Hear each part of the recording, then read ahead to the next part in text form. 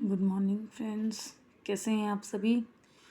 Next जो हमारा topic होगा आज का टॉपिक 5 वो होगा एडवांटेजेस ऑफ अकाउंटिंग। हमने लास्ट टॉपिक में ऑब्जेक्टिव्स ऑफ अकाउंटिंग किए थे, तो उसी में से मैक्सिमम पॉइंट्स हम वहीं से लेंगे। जो उसकी ऑब्जेक्टिव्स हैं वही उसके एडवांटेजेस होंगे। तो first advantages to make accounting is assistance to management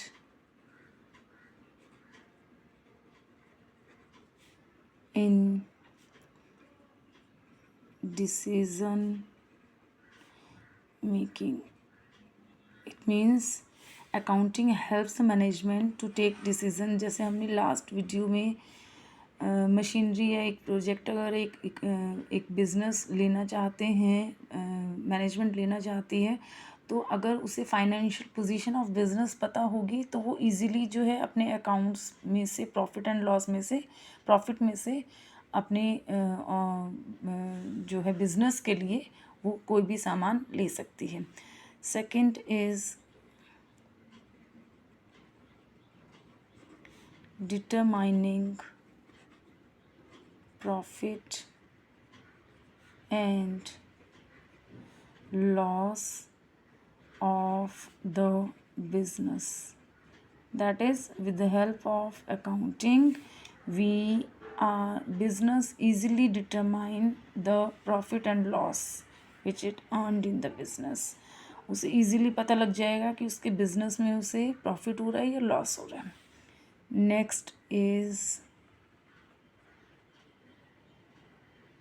determining financial position of the business with the help of accounting। जब हम accounting प्रिपेयर करेंगे अपने बिजनेस के अंदर, तो हमें हमारे बिजनेस की financial position at the end of the year क्या होगी, उसकी हेल्प से हमें वो भी पता लग जाएगी। Next is evidence in court. Most important point, evidence in court. अभी अकाउंटिंग जो है वो कैसे हेल्पफुल करेगी एविडेंस इन कोर्ट में प्रेजेंट करने के लिए। सपोज़ कीजिए हमारे बिजनेस में कोई एक मैनेजर है और वो टाइमली हमसे सैलरी ले रहा है, तो हम उस रिकॉर्ड कर रहे हैं उसे हर मंथ अपने अकाउंट्स में अपनी बुक्स के अंदर रिकॉर्ड कर रहे हैं, और वो किसी कारणवश हमने उसे अपने बिज़नेस से निकाल दिया है। कुछ भी किसी एम्प्लॉय के साथ झगड़ा हो गया, मैनेजमेंट के साथ उसने मिसबिहेव किया या कुछ भी, तो हमने उसे अपने बिज़नेस से निकाल दिया है। कल को वो बिज़नेस के ऊपर या मैनेजमेंट के ऊपर ये कोर्ट केस ना कर दे कि इन्होंने मेरी सैलरी नहीं दी है, तो वो अगर हमारे पास रिकॉर्ड होगा हमारी बुक्स ऑफ अकाउंट्स में, तो वो वहाँ पर हमें हेल्पफुल होगा।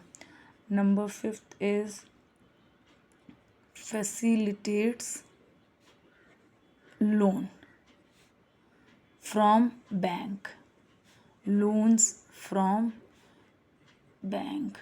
तो अगर हमें लोन की रिक्वायरमेंट है और हमने अकाउंट्स को अपना प्रिपेयर किया हुआ है, बुक्स ऑफ अकाउंट्स को अच्छे से प्रिपेयर किया हुआ है, तो बैंक जो है वो ऐसे तो लोन दे नहीं देगा। तो वो क्या करेगा, पहले हमारे जो अकाउंट्स हैं उनको पूरा खंगालेगा, पूरा फाइनेंशियल पोजीशन हमारे बिज़नेस की देखेगा। और फाइनेंशियल पोजीशन जो है वो हमारे बिज़नेस की हमें कैसे पता लगेगी, जब हम अकाउंट्स टाइमली जो है वो अकाउंट्स को मेंटेन करेंगे। तो जब हम अकाउंट्स को मेंटेन करेंगे, अकाउंटिंग करेंगे, अकाउंटिंग किस चीज़ में हेल्पफुल होगी हमारी, अगर हमें बैंक से लोन की रिक्वायरमेंट है तो वहाँ पर भी वो हेल्पफुल होएगी। और लास्ट इज़ रिप्लेसेस मेमोरी। अब ये एक नया पॉइंट है, रिप्लेसेस मेमोरी कैसे कर सकते हैं अकाउंटिंग।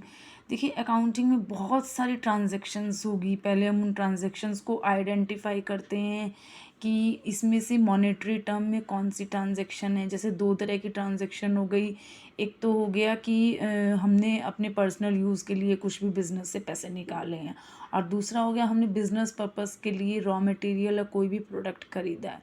तो इसमें से हमें आइडेंटिफाई करना होगा कि हमारी बिज़नेस से रिलेटेड ट्रांजैक्शन कौन सी होगी, फिर हम उसको रिकॉर्ड करेंगे। अगर हमने परचेज़ किया है तो उसको परचेज बुक में रिकॉर्ड करेंगे, देन उसकी जर्नल एंट्री करेंगे, देन उसका लेजर रिकॉर्डिंग करेंगे, ट्रायल बैलेंस एटसेट्रा जो भी हम अकाउंट्स प्रिपेयर करते हैं वो हम आगे अपने चैप्टर्स फर्दर चैप्टर्स जो भी हमारे आएंगे क्लास 11th में हम उसमें उसको अंडरस्टैंड करेंगे। तो ये सब चीज़ें जब हम करते हैं, अगर हमारे पास रिकॉर्ड होगा एवरी मंथ, अगर हम अकाउंट्स प्रिपेयर करेंगे या डेली अप टू डेट करेंगे हम अपने अकाउंट्स को, रिकॉर्ड्स मेंटेन करेंगे, तो हमें ये सब चीज़ें जो हैं वो याद करने की ज़रूरत नहीं पड़ेगी। तो ये किस में हेल्पफुल होते हैं? It also helpful in replacing memory. जैसे रिकॉर्ड किया तो याद